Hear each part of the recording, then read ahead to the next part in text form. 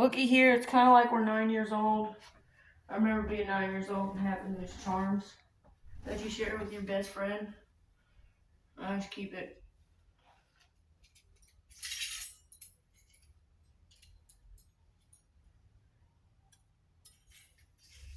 I got one too, Matt Hickson. Check it out. Because I ran out of space. I just need to read this thing. Just listen and read. I'm listening. It's on your phone. You can see what I'm saying. It's right here. It's happening in real time.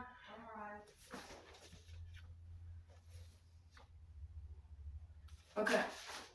Here. We're going to do this. We got space now.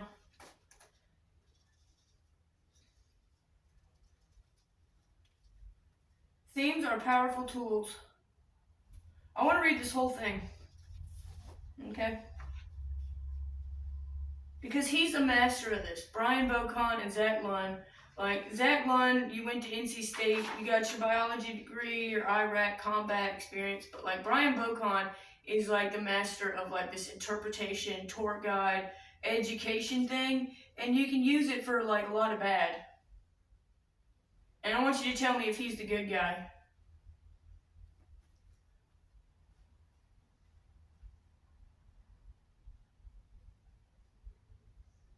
Okay, this is the work I put into working at Weymouth Woods. You act like I showed up and acted like what Chris McKinstry and Tom Nix did. They showed up and they hung out on their cell phone and they didn't do anything. I showed up and I did the work and now I'm paying for it. I'm paying for doing the work. And it's in the 21 Pilots song, Overcompensate. Okay. Themes are powerful tools that create the structure for presentation, development, and inspire the visitor with a conceptual framework that is easy to comprehend and remember, provoking further consideration. Good themes are strong. Strong themes provoke thinking. I'm just going to read it the way it is. I wouldn't put it out this way. This is Brian's work. I'm going to read it the way it is. Just caution, warning. Are you ready? Okay, I'm going to start over. Good themes are strong.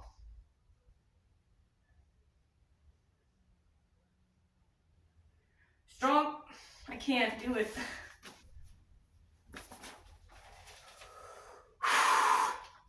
Strong themes provoke thinking. Strong themes are complete ideas. Strong themes are specific and interesting. Strong themes connect a tangible and intangible universal. Strong themes answer the question, so what?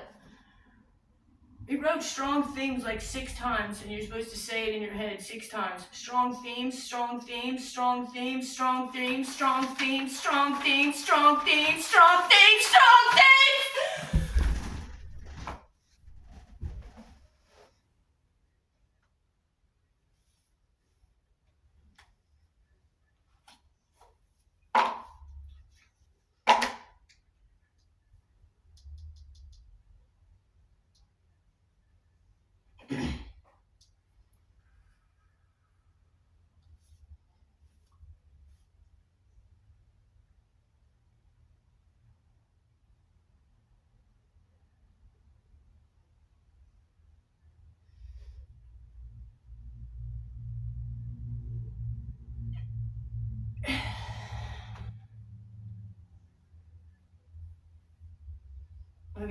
Okay.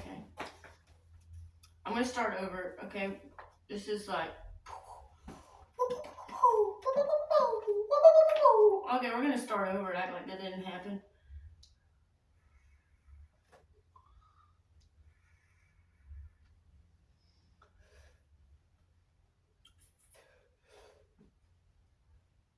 Themes are powerful tools that create the structure for presentation, development, and inspire the visitor with a conceptual framework that is easy to comprehend and remember, provoking further consideration. Good themes are strong.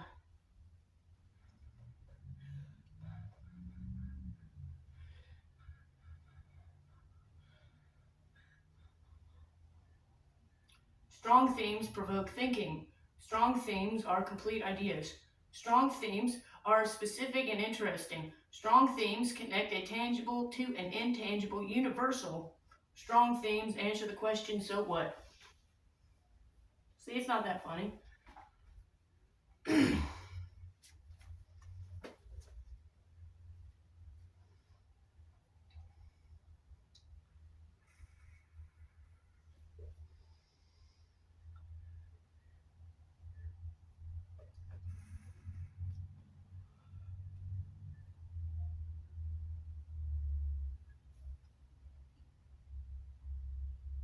Keep it simple and focus on what matters to your audience. Easy to process and relevant. It is the power of the idea a theme expresses. Not the fanciness of the words it uses that makes a theme strong. Yeah. He's saying keep it simple because your audience are kids and your point is education. Like I said in the other one, it was something else he was teaching is you don't actually need to talk that much. You don't need to be a know-it-all. This is not like your soapbox. It's also not your college lecture. Like you can show more than you can explain things. It's kind of the point they're getting at.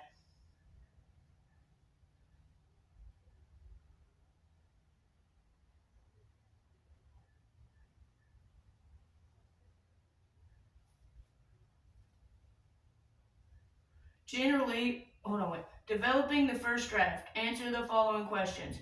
Generally, my presentation is about, this is your topic, tangible. My topic is naval stores. Specifically, I want to explore my audience. Wait, damn it.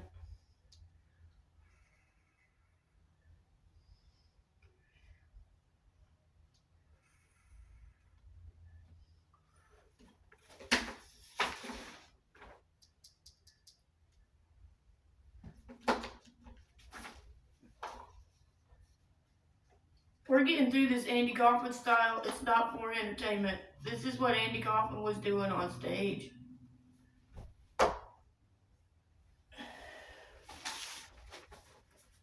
Okay, specifically, I want to explore with my audience. This narrows your topic, the intangible.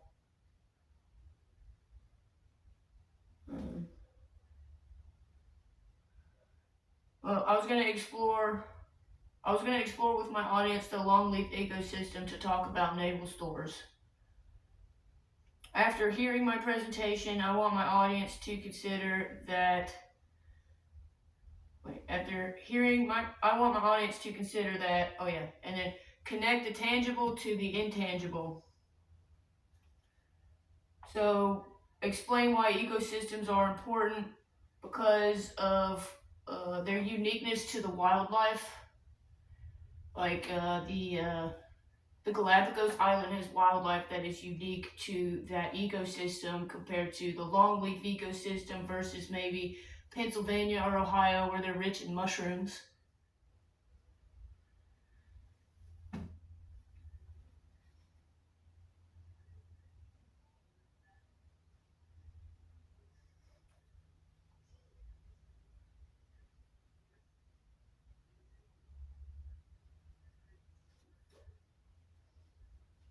Now, take what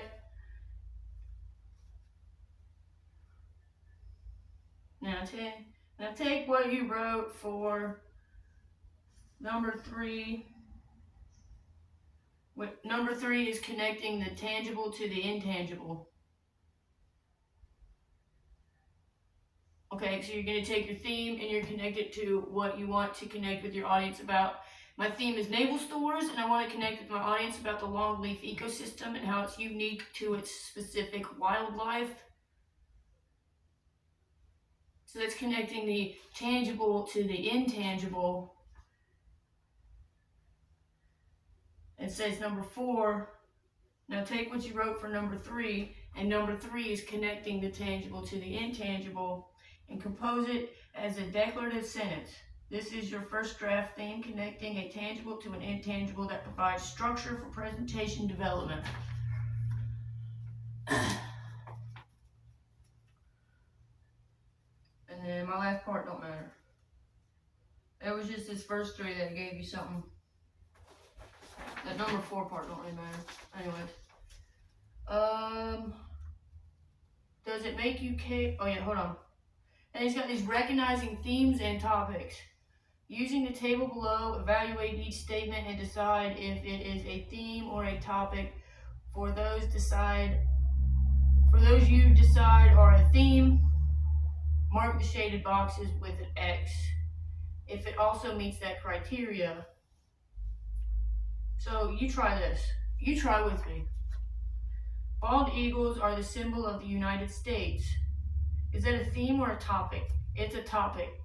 Is it a complete sentence? Yes. Does it connect a tangible to an intangible? Yes. Does it provoke thinking? No. Does it answer so what? No. Okay, new sentence. Endangered Hawaiian plants. Is it a theme or a topic? It's a topic. Is it a complete sentence? No. Alright, and so on. And like here, I'll give you some more. Just here, all you need is theme or topic, complete sentence. Does it connect a tangible to an intangible? Does it provoke thinking? Does it answer a so what? Okay, and here's some more sentences for you. George Washington could have been King of America, but chose not to be. Athabascan mysteries and the creation of the earth. This is a topic.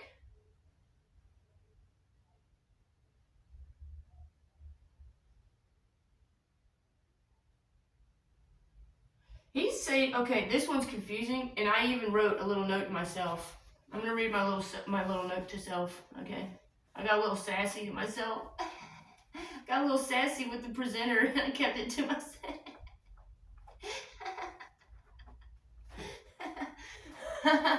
Okay.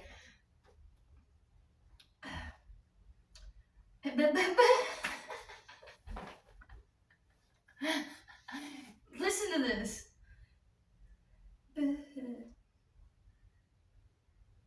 See, this is where I disagree. Hold on.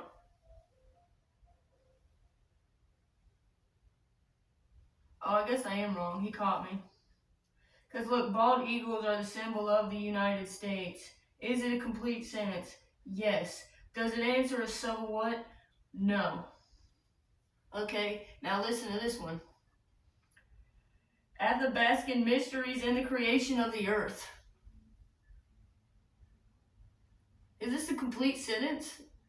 He said it is, and I wrote no.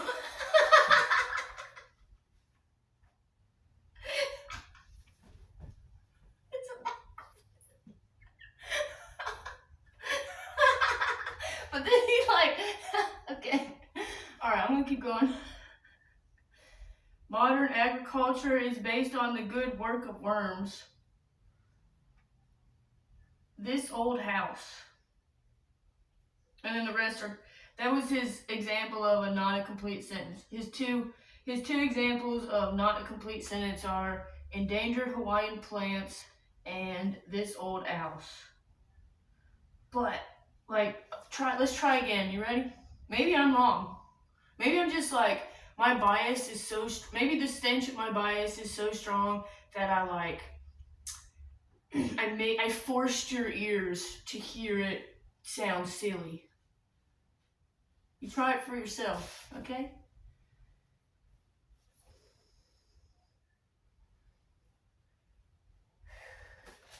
See, I'm too biased. I can't even. I'm so biased, I can't even.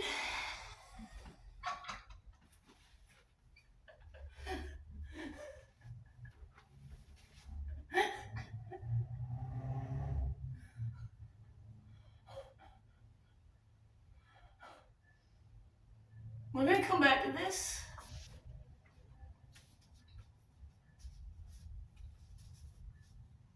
Alright, I'm just gonna go through mine real quick. I told you I was gonna have a little narcissistic moment.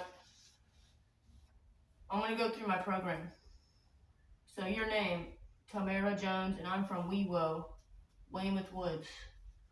State your state part. Program title, Turpentine. Mission, conservation and education. Theme statement.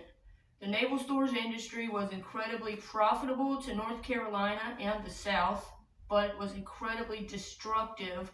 But state parks protect these forests to keep and sustain rare species and habitats. My audience, and it says be specific about who your audience is. Southern Pines residents, I reckon. I was just writing shit. I don't know. Who would care? Uh, Older folks interested in longleaf preservation on private property or residents who want to learn more. I'm pretty sure Brian helped me out with that one. I don't think I came up with that.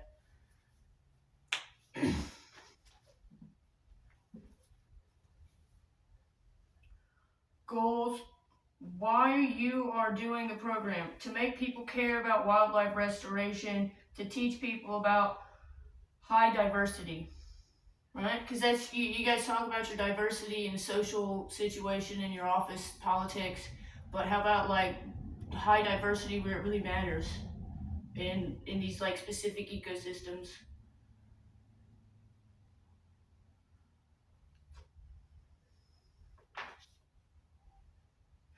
Yeah, okay, there we go. What is at least one objective? How will you measure it? Um,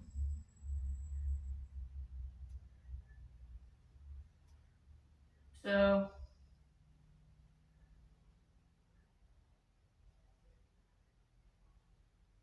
yeah, the rest of the part you definitely will be interested in. Resources, materials needed, make sure everyone can see and experience the props. Turpentine tools, examples of the scars on the trees and displays. Audience participation, think of ways to include the audience. Ask the audience if learning about the unique diversity makes people appreciate the ecology that surrounds the entire city, surrounding your metropolis. Do you see okay. Where do we go from here? How will you invite participants to explore more? If people I told you it's a narcissistic moment, right? This is like the irritating moment where you're like, whatever. Where do we go from here? How will you invite participants to explore more? If people have property or are interested in it, be more aware of restoration techniques like fire prescriptions, like your fire prescriptions are actually, I mean, you're doing it to maintain your private property, but you're also restoring something for generations.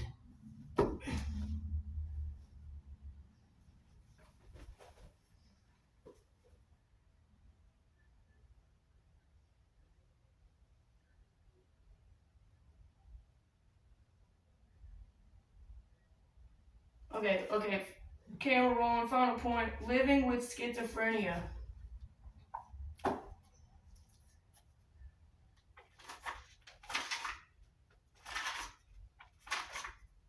Introduction. Schizophrenia. Facts and myths. The three basic schizophrenic disorders, diagnosis and symptoms, treatment, do's and don'ts of daily living, do's and don'ts of nutrition, food allergies and sensitivities, environment at home and work, rehabilitation and passivity, many relapses, typical family problems, rehabilitation, the schizophrenic, the family, and the counselors, stigma, driving the car, and sexual matters, economics of schizophrenia. Review the 10 Commandments for management of schizophrenia. I'm gonna just do like Andy Kaufman or something. Schizophrenia, fact and myth. What is schizophrenia? Here, what's an interesting chapter?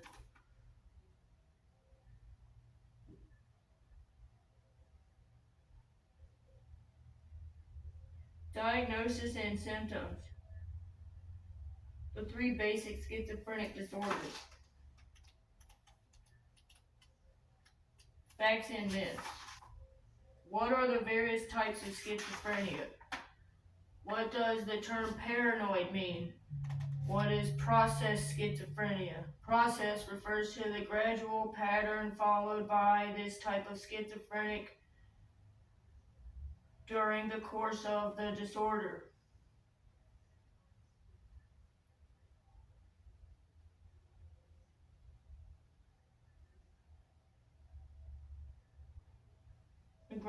refers to the gradual pattern.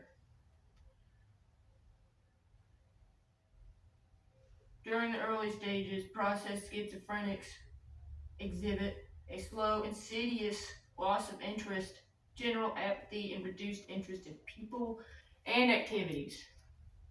These schizophrenics may appear passive, but also nervous, emotional, desperate, and overwhelmed, generally overcome by quiet, tense despair. As the disorder progresses, processed schizophrenics begin to undergo personality changes and to act strangely. They also may begin to hear imaginary voices and may seem unusually preoccupied. Instead, they feel fear and dread, but on the outside, they show increasingly less initiative and ability to solve their problems. Schizophrenic symptoms will vary as widely as the personalities of the patients, from quiet to stormy, from very emotional to dull, from outgoing to shy.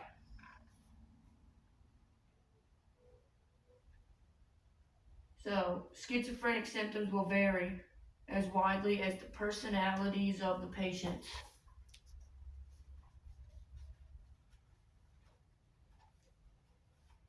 How something changed, what happened to the other kinds of schizophrenia.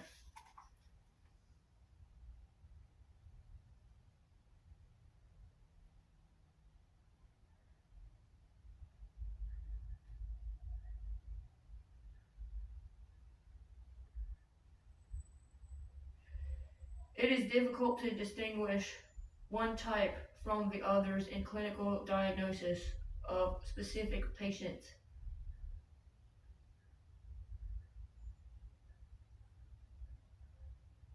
The symptoms tend to vary widely from patient to patient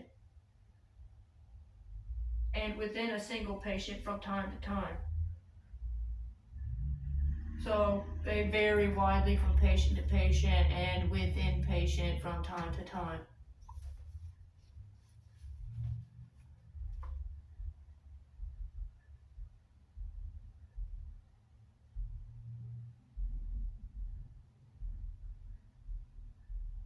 And finally, these descriptive classifications of schizophrenia are not as easy to separate as are the process refers to the gradual pattern followed by this type of schizophrenic during the course of the disorder. During the early stages, processed schizophrenics exhibit a slow, insidious loss of interest, general apathy. And finally, these descriptive classifications of schizophrenia are not as easy to separate as are the processed schizophrenics, paranoid, and acute. That's how they classify them. Processed schizophrenics, paranoid, and acute.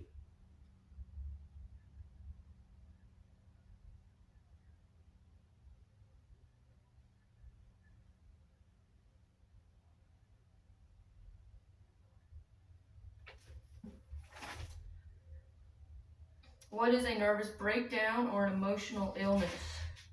To avoid upsetting the family and patient, many psychiatrists will substitute less stigmatized terms for schizophrenia or mental illness in describing the patient's illness. Most will say that a patient is emotionally disturbed or that he has a mental condition. They may call the disorder a nervous episode or say that the patient is emotionally upset. All of these are vague, meaningless terms that could describe any important emotional reaction, but which simply do not tell the patient and family what is wrong with the patient. Other psychiatrists may use the popular term nervous breakdown. It's not a medical psychological term.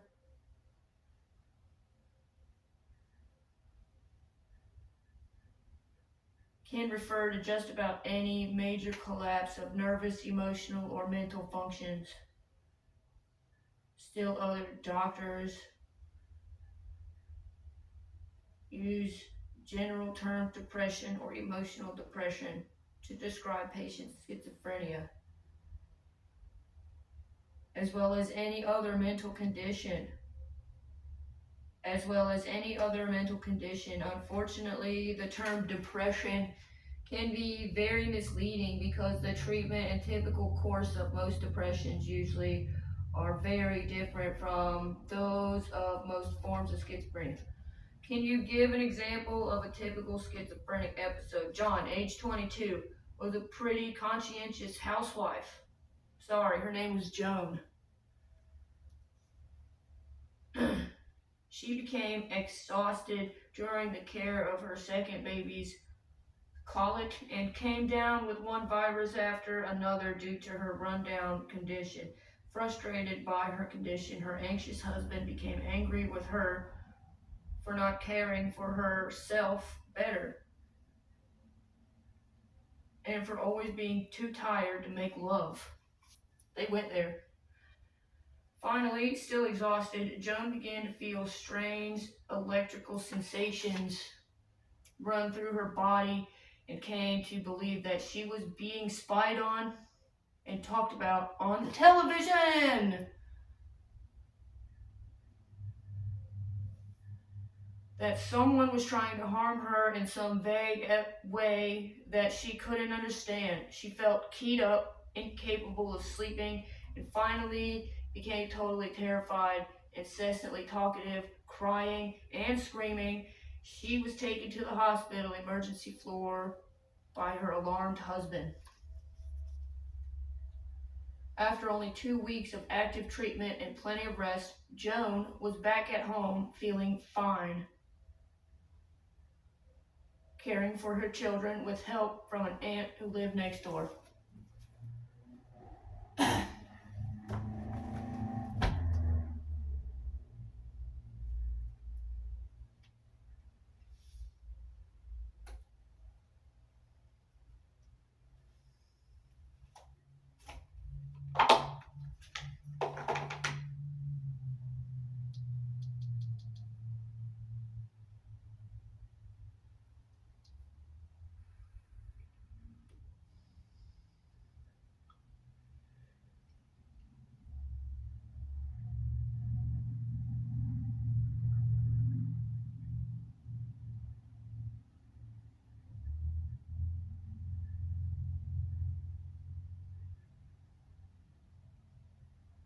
That's the end of the game right there. I don't think I need to read anymore. It's the same thing in the book I was reading I bought at the Athens at the museum, the Kennedy Museum for Art.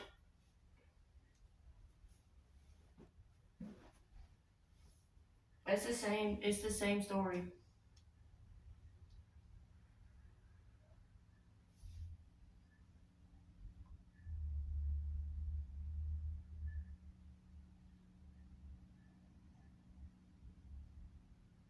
It said she was too tired to make love, and so she went to the hospital.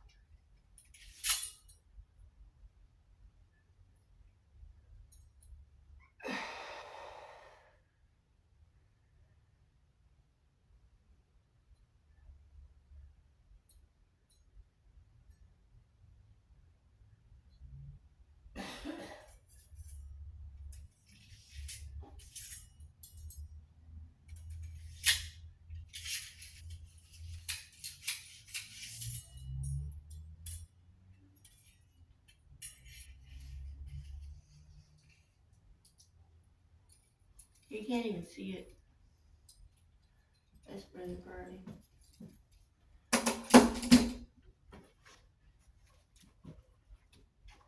What happens when a typical process schizophrenic becomes ill?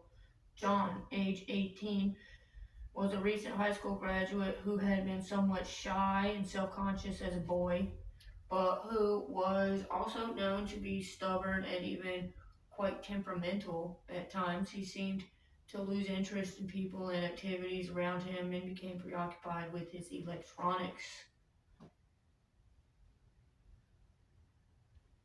hobby. He stayed in his room more and more, communicating less and less with his family. He showed reduced interest in finding a job or going to college. It never seemed to get around to doing anything for himself. He was irritable when the family mentioned his future. After months of rapidly increasing isolation and increasing depression, in which he lay in bed awake and daydreaming, he finally started speaking and acting strangely, laughing without mirth or apparent cause.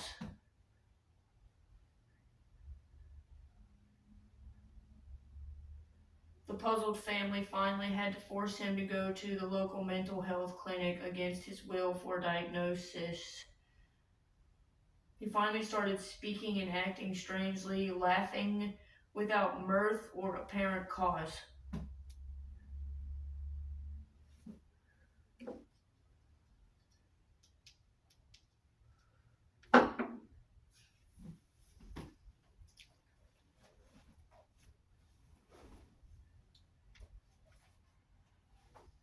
What happens during a typical paranoid schizophrenic breakdown?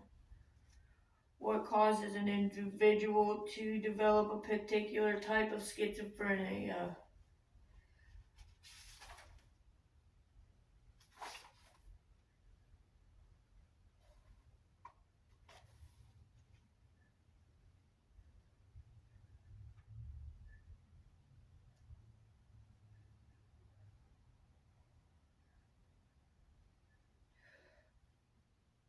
But studies made recently in Denmark clearly show that both paranoid and process schizophrenia have strong hereditary tendencies.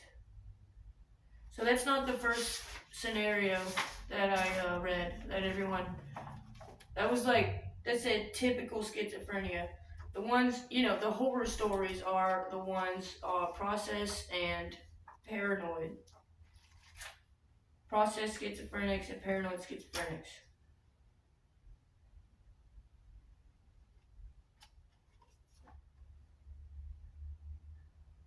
I said the study in Denmark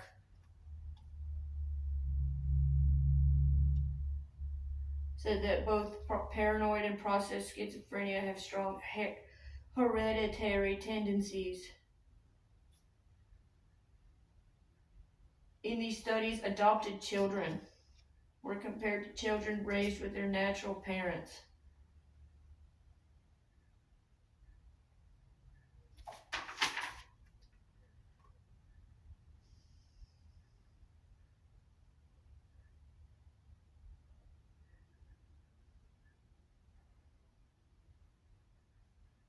Okay. Well, what are you? Like hereditary and genetic mean nature.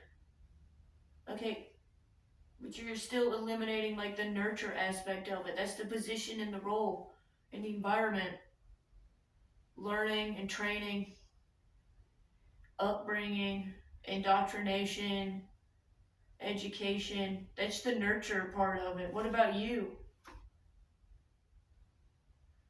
I mean, you got family and society. I never tried to blame society, and you don't give me credit for it.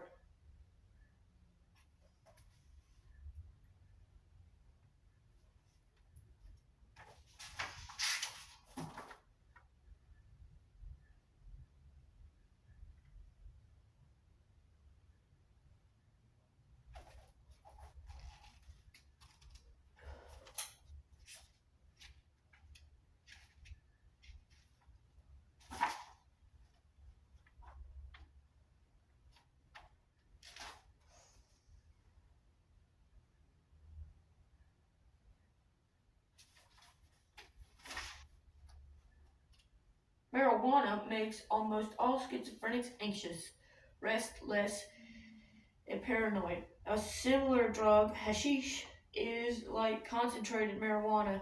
It has similar effects but is stronger. Unlike alcohol, marijuana's effects occur within a few hours of smoking.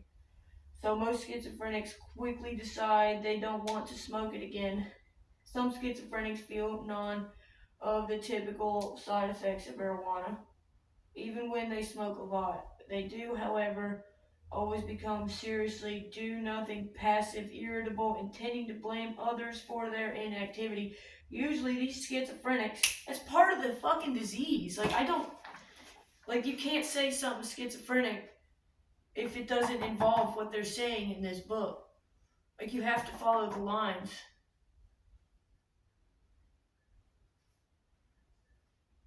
They do, however, always become. It says, they do, however, always, it said, always become seriously do nothing, passive, irritable, intending to blame others for their inactivity. Usually these schizophrenics will see nothing wrong with their inactivity anyway. These schizophrenics are also difficult to treat because they must stop smoking marijuana entirely, which usually is the last thing they want to do. It's really difficult to convince schizophrenics who really enjoy marijuana and suffer no bad side effects from it, therefore feeling no pain or discomfort. They must stop using it. Or it says that they must. No. It's really difficult to convince schizophrenics. They really enjoy it. They suffer no bad side effects from it, that they must stop using it. But every effort should be made to stop the schizophrenics' use of marijuana. Okay? This is what the book's saying.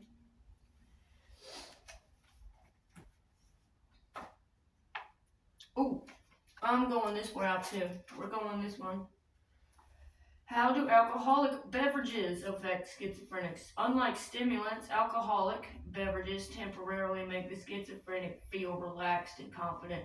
In addition, moderate amounts of alcohol usually provoke few hangover type after effects.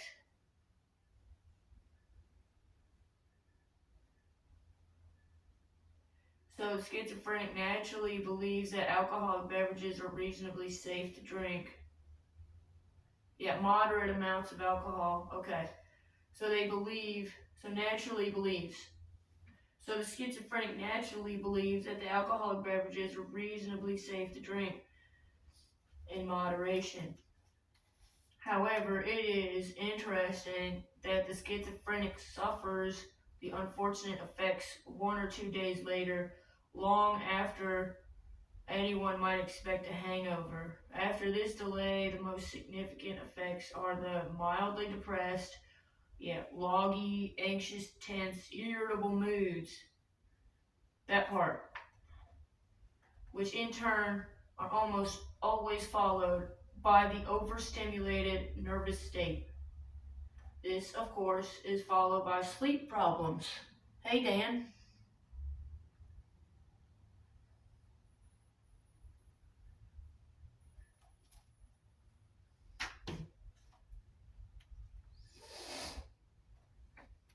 After ingesting a substantial amount of beer, wine, or liquor, the schizophrenic may react so severely that the milder hangover effects are accompanied by hallucinations and delusions.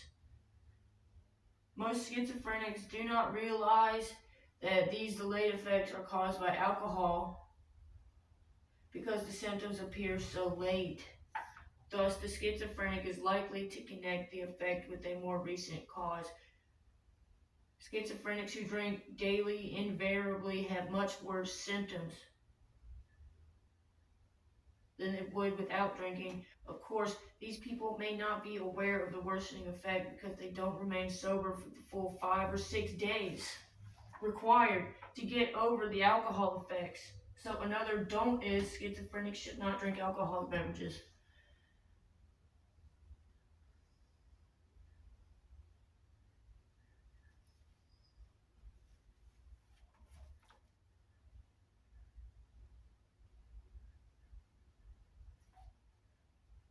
Cigarettes contain nicotine. Is nicotine a problem? In most cases, the mild stimulant effect from the nicotine in cigarettes seems to have no specific or serious effects on schizophrenics. Some schizophrenics are allergic to cigarette. Heart attacks, cancer. No matter how difficult it is, schizophrenics who are not completely recovering should stop smoking for at least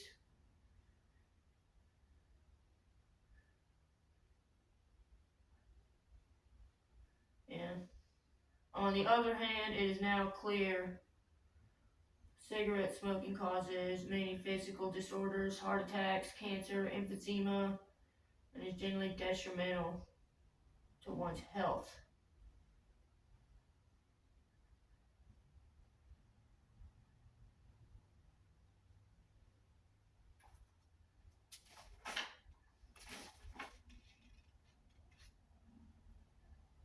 Besides coffee,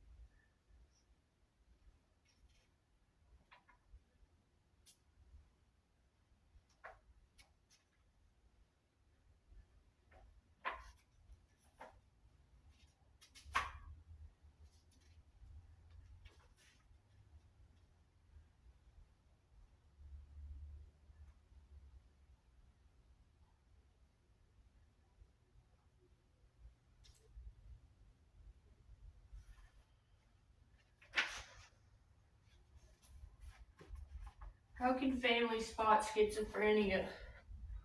Diagnosing schizophrenia, as well as naming the specific type, is not an easy task. The disorder takes widely varied forms with different personalities. However,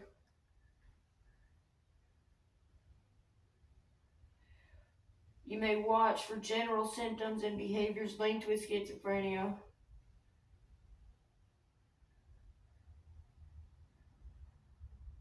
Acute schizophrenia is not as difficult to diagnose as the paranoid or process types.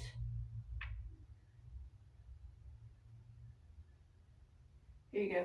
In the period of just a day or two, an apparently normal person explodes into a loud, overactive, literally crazed personality. At this stage of the episode, the schizophrenic is a dynamo of overstimulation. There it is. That's Post Malone right there.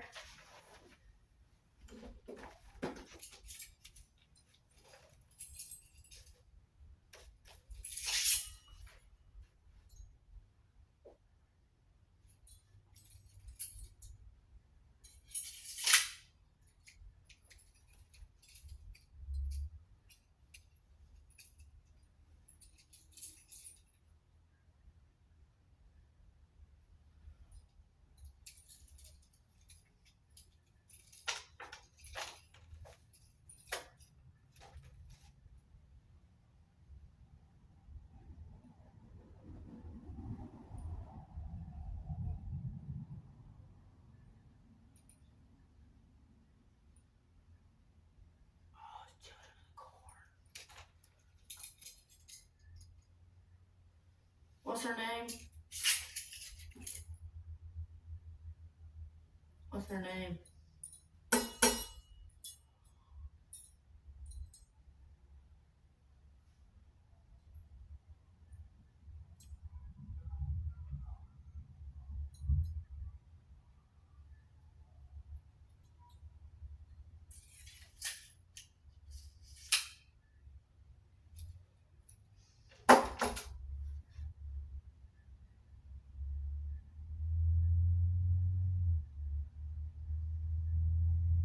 Children of the Corn. That was what I was trying to think of. Anyway.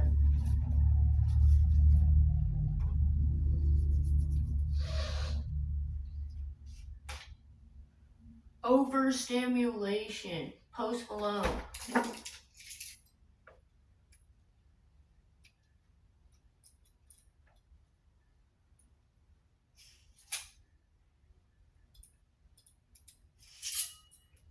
Overstimulation. This is a key word that I just picked up. Your key word right here is going to be overstimulation. Okay, I don't want to move on like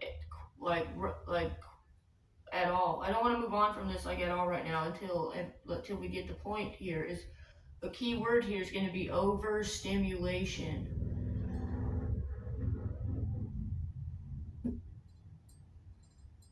You see what I'm saying here? Children of the Corn. You're playing Monopoly.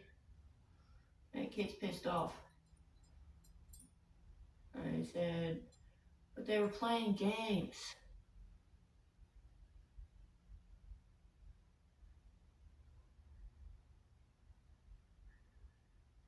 Okay.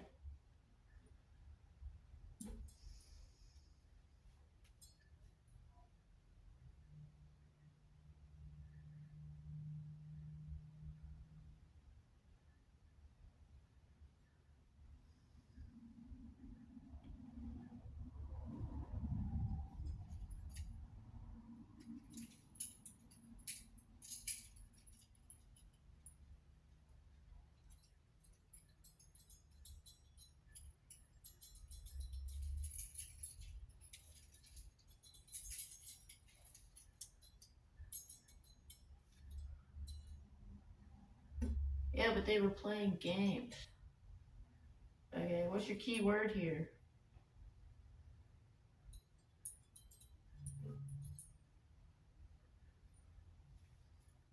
Overstimulation.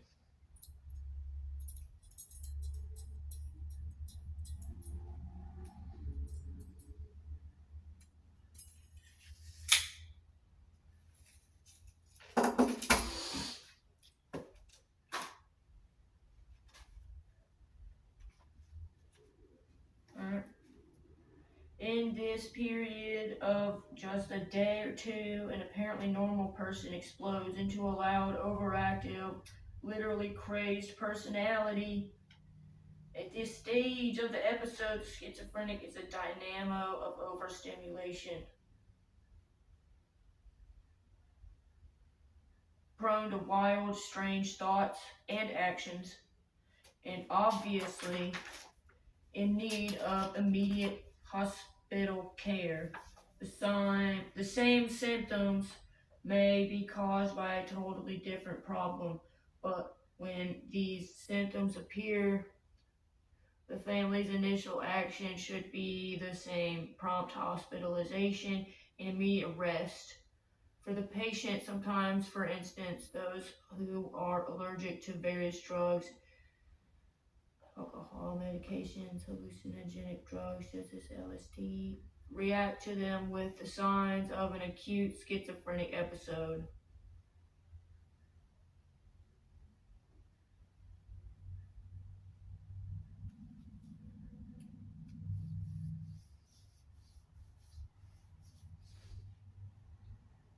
Process of paranoid schizophrenics develop much more slowly and are sometimes... Okay, so they're saying like your typical schizophrenic reaction can actually happen in what you consider a normal person.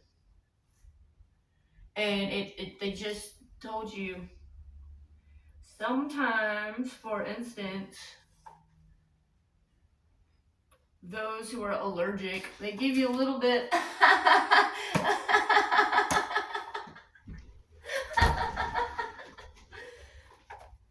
Do you hear it again? You want to hear this sentence again? Sometimes, for instance, those who are allergic to various drugs, alcohol, medications, or hallucinogenic drugs such as LSD, react to them with the signs of an acute schizophrenic episode.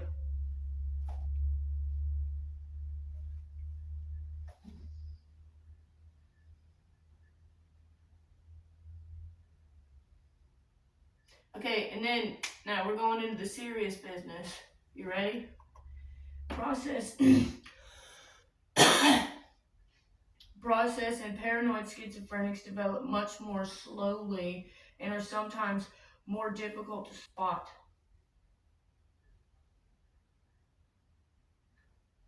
The first thing that a schizophrenic's family might notice is his or her tendency to withdraw from work, school, and family. Second, they will see a definite change in personality, usually toward angry, evasive, suspicious qualities, among other symptoms.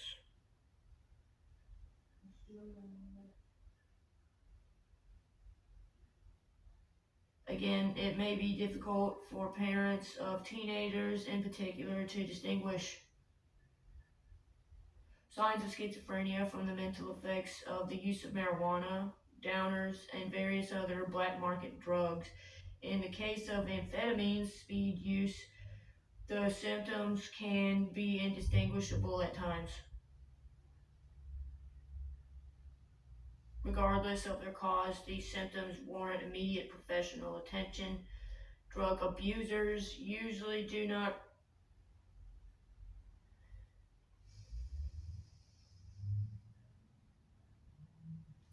That's all you get. Goodbye.